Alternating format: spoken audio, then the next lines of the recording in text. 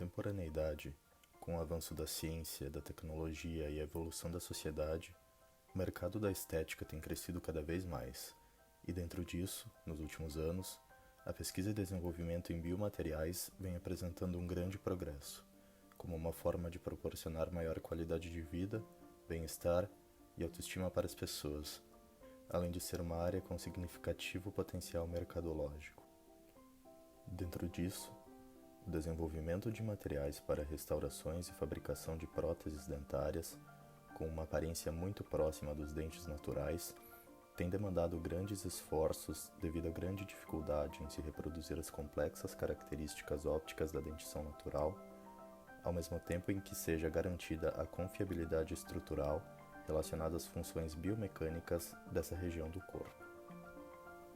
Vemos que o comportamento óptico dos dentes naturais está diretamente relacionado com as características individuais dos tecidos que os formam, o esmalte e a dentina.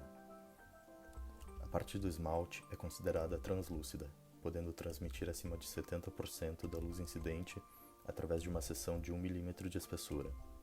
Já a dentina, em uma amostra com a mesma espessura, é capaz de transmitir 30% da luz emitida.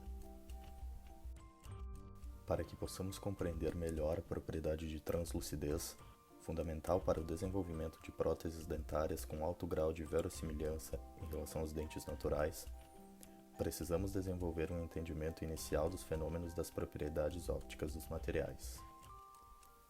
Os materiais, quando expostos à radiação eletromagnética, especialmente no nosso caso a luz visível, apresentam variadas respostas.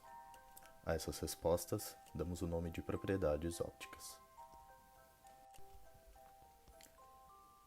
Quando a luz incide sobre um material, uma parcela da radiação luminosa pode ser transmitida através de tal material, uma parcela será absorvida e outra parcela será refletida. A resposta específica apresentada pelo material em questão será a sua propriedade óptica inerente. A intensidade do feixe incidente à superfície do meio sólido deve ser igual à soma das frações de transmissão, absorção e reflexão apresentadas. Os materiais capazes de transmitir a luz com pouca absorção e espalhamento do feixe incidente são materiais transparentes. Os materiais translúcidos são aqueles através dos quais a luz é transmitida de maneira difusa, ou seja, é dispersa em parte no seu interior. Os materiais nos quais a luz não penetra durante a transmissão são considerados opacos. Para compreendermos os fatores que levam um material a ser opaco ou transmitir a luz, precisamos compreender a interação da radiação eletromagnética com as partículas atômicas e subatômicas dos materiais.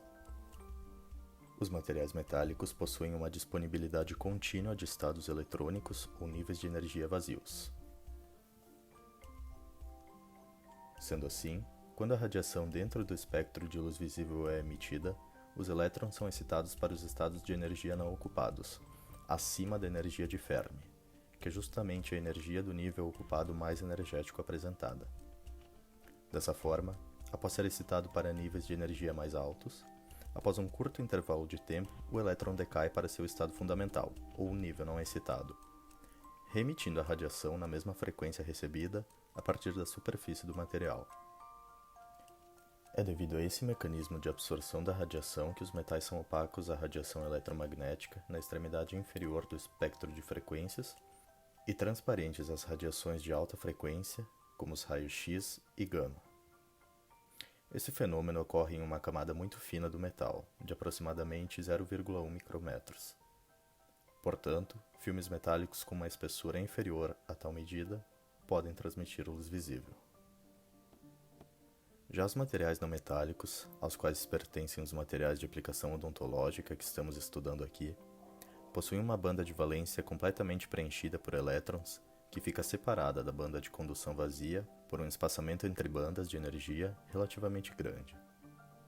Assim, para que um elétron absorva radiação e seja deslocado até a banda de condução, é necessário que a energia dessa radiação seja superior à energia do espaçamento entre bandas. Se isso ocorrer, o elétron será excitado para um nível de energia na banda de condução e, quando decair, reemitirá a energia absorvida na mesma frequência. Assim sendo, obteremos um material não metálico opaco. Contudo, se a energia de radiação não for superior à energia do espaçamento entre bandas, o material não absorverá nenhuma energia do espectro visível e, como consequência, será um material transparente. O nível de translucidez e de opacidade para os materiais isolantes depende em grande parte das suas características internas de refletância e transmitância. Compreendemos que a reflexão se trata da luz que é refletida na interface de dois meios quando a luz passa de um meio transparente para o outro, com um índice de refração diferente. O grau de refletância depende dos índices de refração de ambos os meios, assim como do ângulo de incidência. Lembramos ainda que refração é a diminuição da velocidade da radiação luminosa e o desvio de seu feixe na interface. Para a transmissão, característica dos materiais transparentes, como vimos, compreendemos que trata-se da intensidade da radiação transmitida através de uma amostra de material com determinada espessura, considerando-se todas as perdas por absorção e reflexão, lembrando que uma absorção, mesmo que em pequeno grau, ocorre também nos materiais transparentes. A partir dos conceitos e princípios apresentados até aqui, podemos compreender como a interação da luz visível com a estrutura interna dos materiais garante a propriedade de translucidez.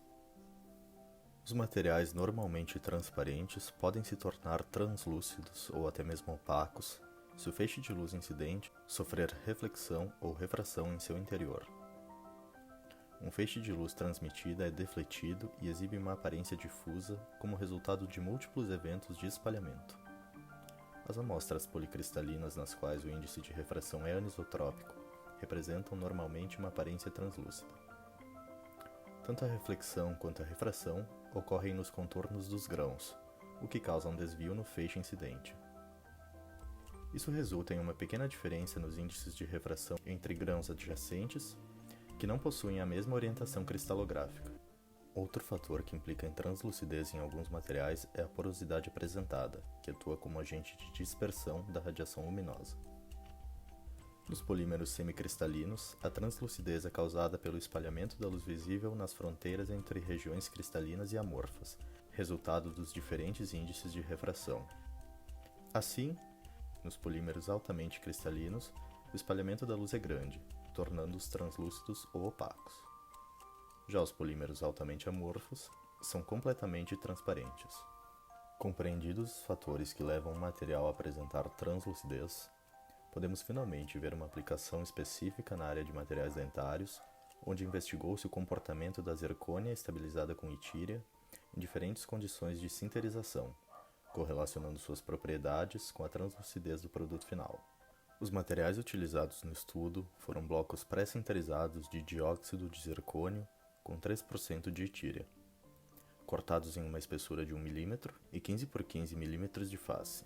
Após o preparo das amostras para dar regularidade e uniformidade na espessura, os corpos de prova foram submetidos à sinterização. Aqui vemos os resultados da caracterização realizada por microscopia eletrônica de varredura, onde duas amostras do material foram sinterizadas a uma temperatura de 1450 graus Celsius, com patamar de 2 e 4 horas. Agora, vemos a sinterização de outras amostras a temperatura de 1600 graus Celsius, também com patamar de 2 e 4 horas. Observa-se um crescente aumento do tamanho de grão em função do aumento da temperatura de sinterização utilizada. Quando se compara os diferentes tempos de sinterização, nas temperaturas mais baixas, não observam-se diferenças significativas. Porém, em temperaturas mais elevadas, tais como 1530 graus Celsius e 1600 graus Celsius, o tempo tem influência mais significativa no crescimento de grão. Os resultados indicam um efeito significativo do aumento da temperatura nos valores de translucidez. Observou-se que nas temperaturas de queima mais baixas, a translucidez fica comprometida por conta da grande presença de porosidades na amostra, que, como vimos, comprometem a passagem da luz. Já nas temperaturas mais altas de sinterização, observou-se um aumento significativo na translucidez. Isso se deve ao aumento no tamanho dos grãos e eliminação quase completa das porosidades devido a tal características de processamento. o que indica que a ascensão dos valores de translucidez está diretamente relacionada à diminuição dos contornos de grão e da porosidade dos materiais, condições que inibem a passagem da luz entre uma superfície. O estudo destaca, contudo, que o aumento na temperatura de sinterização pode comprometer outras propriedades desse material, como a confiabilidade mecânica, evidenciando a intra-relação indissociável de estrutura, propriedade, processamento e desempenho, o que representa um dos desafios no desenvolvimento de materiais e implica na necessidade de se balancear no projeto os diversos requisitos de um produto com seu contexto de serviço.